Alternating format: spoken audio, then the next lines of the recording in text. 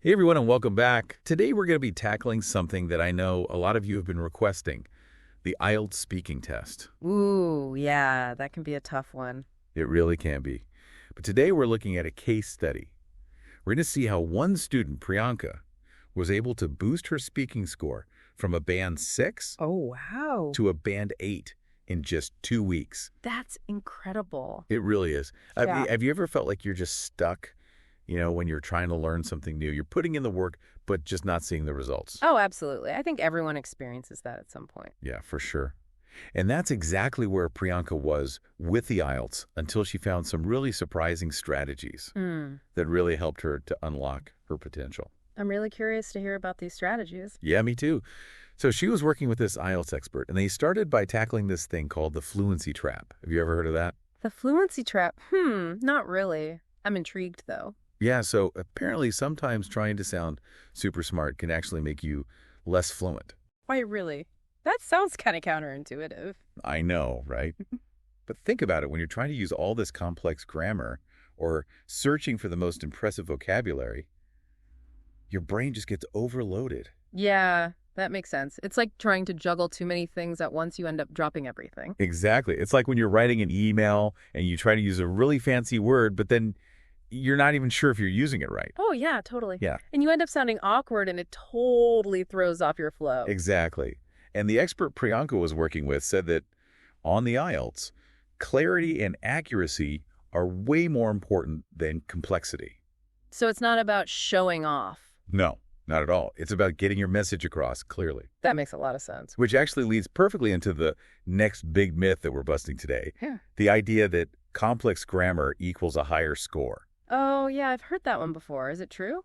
Oh, according to this expert, not necessarily. In fact, using super complicated grammar that's full of errors can actually lower your score. Really? So how do you find that balance? Well, the expert had this principle she called the 50% rule. Basically, to get a band 7 or higher, at least half of your sentences need to be completely error-free. Oh, wow. So it's not about cramming in all those complex grammatical structures? Nope. It's about mastering the basics and using them accurately. That's actually really encouraging to hear. I know I've definitely fallen into the trap of overthinking grammar before, especially when I'm trying to write something formal. Have you ever Right. experienced that? Oh, absolutely. Yeah. It's so easy to get caught up in the rules and forget about the bigger picture. Totally. Which is communicating effectively. Right, exactly. So speaking of communication, let's talk about vocabulary. I think a lot of people just assume that you need this massive vocabulary to do well on the IELTS, Mm. you know? Like you need to know every word in the dictionary. Yeah, I've definitely heard that before. But the expert Priyanka worked with said that's not the case at all. She said it's not about having a huge vocabulary. It's about having the right tools for the job. She used this analogy of a toolbox. You need the right tools to build something effectively.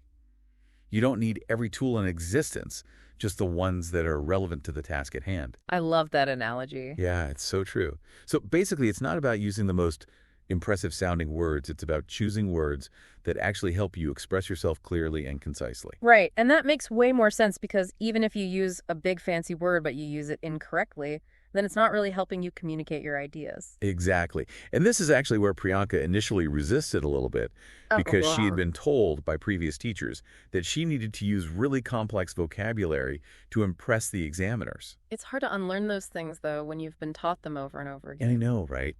But she finally realized that focusing on using the right words in the right way was much more effective than just trying to sound sophisticated. And you know what?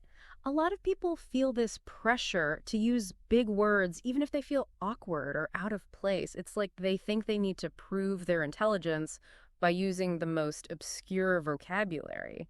I've definitely been there. Oh, me too. It's like you're trying too hard and it just comes across as unnatural. Exactly. But Priyanka's story shows how letting go of that pressure can actually make you a better communicator. That's so inspiring. And this actually leads us to the next big thing. The expert focused on pronunciation. Oh, interesting. I feel like that's something that a lot of people struggle with.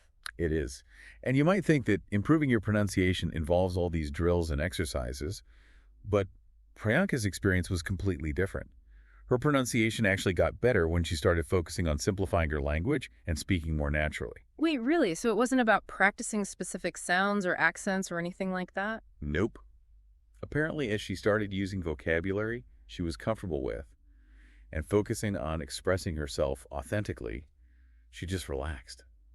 And the more relaxed she became, the better her pronunciation got. So it was like a domino effect. Exactly. And the expert said it makes sense because when we reduce that cognitive load by using simpler language, our brains are free to focus on other aspects of communication, like pronunciation.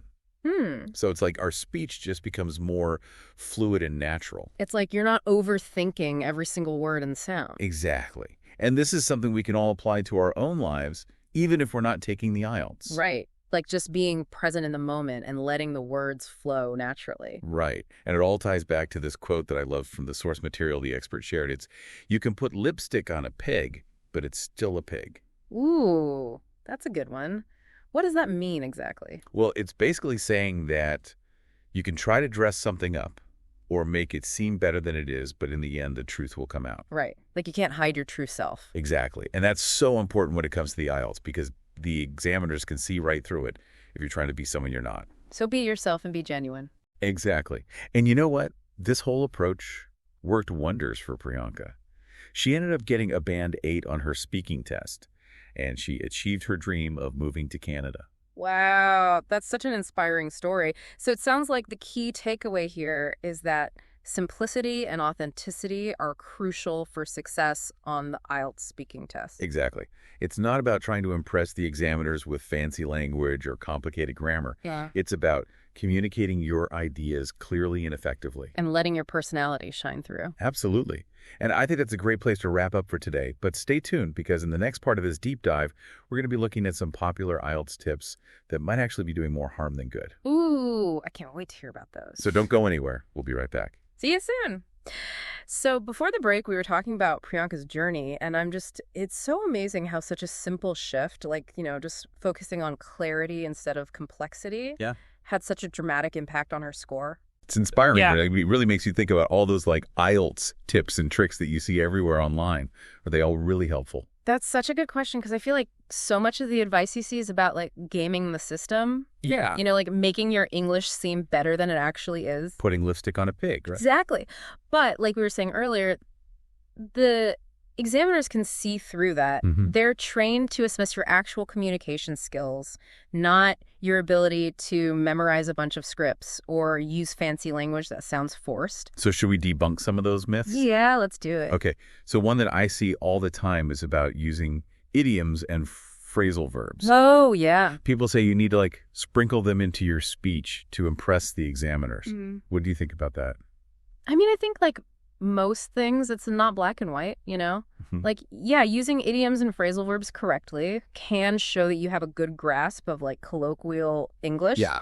But if you're just like forcing them in there just for the sake of it, it's going to sound super unnatural and awkward. Like trying to fit a square peg in a round hole. Exactly. It's just going to stick out like a sore thumb if it doesn't flow naturally. The key is to use idioms and phrasal verbs that you're actually comfortable with and that like seamlessly fit into the conversation. Don't try to like shoehorn them in just to impress the examiner. Totally. What about memorizing answers? I've seen websites that offer like pre-written answers to common IELTS questions. Oh gosh, yeah, I would definitely advise against that. Really? Yeah, because remember, the examiners are looking for spontaneous and authentic communication. Right. If you sound like you're reciting a memorized script, it's just going to raise a red flag. Plus, what if you get a question that you haven't prepared for? Exactly. You'll be totally thrown off. It's much more effective to like focus on developing your overall speaking skills like fluency, grammar, vocabulary, pronunciation, so that you can confidently answer any question that comes your way. So don't try to take shortcuts, basically. Yeah, exactly. It's about actually developing your skills. Okay, that makes sense. Let's talk about nerves, because I know a lot of people get nervous during the speaking test. Oh, for sure. And especially if they have like a moment of silence and they don't know what to say. Yeah. Some people say you should use fillers like, ooh, to avoid those awkward silences. Yeah, I mean, using fillers occasionally is totally normal. Like even native speakers do it. Right. But if you're like overusing them, it can make you sound hesitant and unsure of yourself. So what's the alternative? Like, should you just sit in silence if your mind goes blank? Well, not necessarily. There are more effective ways to handle those moments of pause. One strategy is to rephrase the question or summarize what you've already said to give yourself a little bit of time to think. That's a good tip. Yeah, and another strategy is to use short phrases like, let me think about that for a moment, or that's a good question. Mm. It shows the examiner that you're actively processing the question and coming up with a thoughtful response. And sometimes a few moments of silence are okay, right? Like it's better to pause and gather your thoughts than to just ramble on and say a bunch of nothing. Oh, absolutely. Silence can be a really powerful tool in communication. We've talked a lot about strategies and tips, but I think it all comes down to practice, right? Like you can have all the knowledge in the world, but if you don't actually practice using it, you're not going to be able to apply it effectively. Yeah, 100%. Practice is essential for building confidence and fluency, but it's important to practice effectively. What do you mean? I think a common mistake is to just practice speaking on random topics. Mm. While that can be helpful for just general fluency, it's not really targeted enough for the IELTS speaking test. So what kind of practice is best? The best way to practice is to actually answer IELTS-style questions using the strategies that we've been talking about. You can find sample questions online or in IELTS prep books, Okay. and you can record yourself answering them and then listen back to see how you did. That's a really good idea because then you can pinpoint the areas where you need to improve. Exactly. And don't be afraid to ask a teacher or a native English speaker for feedback on your recordings. They can give you some really valuable insights and help you refine your speaking skills. So to sum it all up, it sounds like success on the IELTS speaking test isn't about tricks or trying to sound super impressive. Right. It's about clear, accurate, and authentic communication. Yeah, well said. And remember, the IELTS is designed to assess your ability to communicate effectively in real-life situations. Right. So don't treat it like some robotic test, Think of it as an opportunity to have a genuine conversation and let your personality shine through. And speaking of real-life situations, Yeah. let's bring it back to Priyanka. Yeah. So remember how she got that incredible band 8? Mm-hmm. It wasn't just about the language skills. It was about her mindset, too. Her story is a great example of how important mindset is. And remember how we talked about the fluency trap? Right. And how trying to be too complex can actually hurt your performance? Yeah. Well, it turns out that applies to the overall test-taking experience, too. Right. Interesting. So how does this less is more approach apply to the bigger picture? It's about simplifying your mindset and focusing on the essentials. So instead of getting bogged down trying to memorize every possible answer or mastering every grammar rule, just focus on the core principles of clear, accurate, and authentic communication. That makes so much sense because by streamlining your approach and focusing on the fundamentals, you're reducing that cognitive overload and you're able to perform at your best. It's like decluttering your mind to make space for what really matters. Yeah, and it's about letting go of that need to control every single aspect of the test and just trusting in your preparation and your abilities. It's like a paradox, right? The less we try to force things, the more naturally our skills can emerge. Exactly. It's about finding that sweet spot where effort meets ease and preparation meets presence. And Priyanka totally embraced this less is more philosophy. And it's amazing how much her fluency, her pronunciation, her confidence soared as a result. I love that.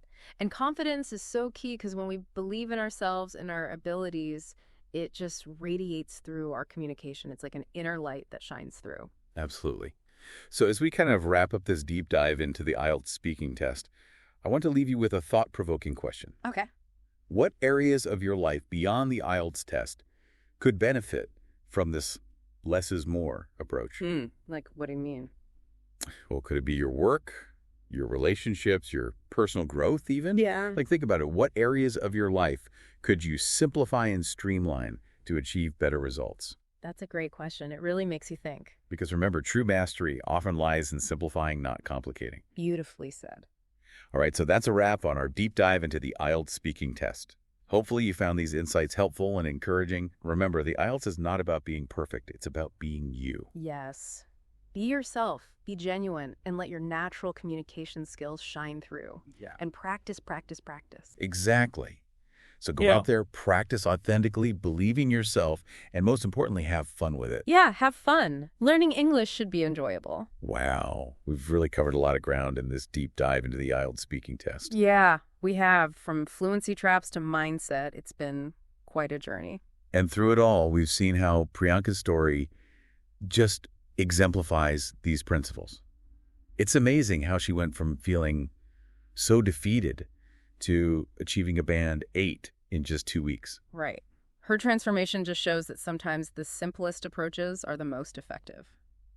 I think what really resonated with me was how she just let go of that pressure to be perfect and embraced a more authentic way of communicating. That's so important because when we try to force things or put on a facade, Yeah. it often backfires. It's like trying to squeeze into a pair of shoes that are too small. Exactly. You might look the part, Right. but you're not going to feel comfortable or confident. Yeah, And that discomfort and lack of confidence will just show through in your communication. for sure. So instead of trying to be someone, you're not just focused on showcasing your genuine abilities. Embrace your unique voice, your personality. That's what will really captivate the examiners. This reminds me of something we talked about earlier about, choosing vocabulary that's targeted. Oh, yeah. It's not about using the biggest words you can find, but choosing the right words for the job. Right. And I think the same principle applies to the overall test-taking experience. Yeah. It's about focusing on what truly matters and letting go of the things that don't. Yeah. Simplify, streamline. So instead of trying to memorize every single idiom Right. or grammar rule, just Uh-uh. focus on developing a strong foundation in those core principles of communication. Clarity, accuracy, authenticity, those are the keys to success. Absolutely. And remember, the IELTS is designed to assess your ability to communicate effectively in real-life situations. So don't approach it like a robotic test. Think of it as an opportunity to engage in a genuine conversation. Be present, be yourself. Let your natural communication skills shine through. It's about finding that sweet spot where preparation meets presence effort meets ease. Yeah, and when you find that balance, you'll be amazed at what you can achieve. Just like Priyanka, who not only aced her IELTS, but also just unlocked a world of opportunities. It's true. Her story is a reminder that with the right mindset and approach, we can all achieve our goals. So as we wrap up this deep dive, I want to leave you with this thought. What areas of your life could benefit from this less is more approach? That's a good question. Could it be your work, your relationships, or even just your personal growth? Remember, true mastery often lies in simplifying, not complicating. Yeah, less is more. So embrace authenticity, let go of perfectionism, and trust in your own abilities. And never stop learning and exploring. The world is full of possibilities just waiting to be discovered. That's it for this episode of The Deep Dive. We hope you found these insights valuable, and we encourage you to share your thoughts and experiences in the comments below. Until next time, keep diving deep, keep learning, and keep striving for excellence in all that you do.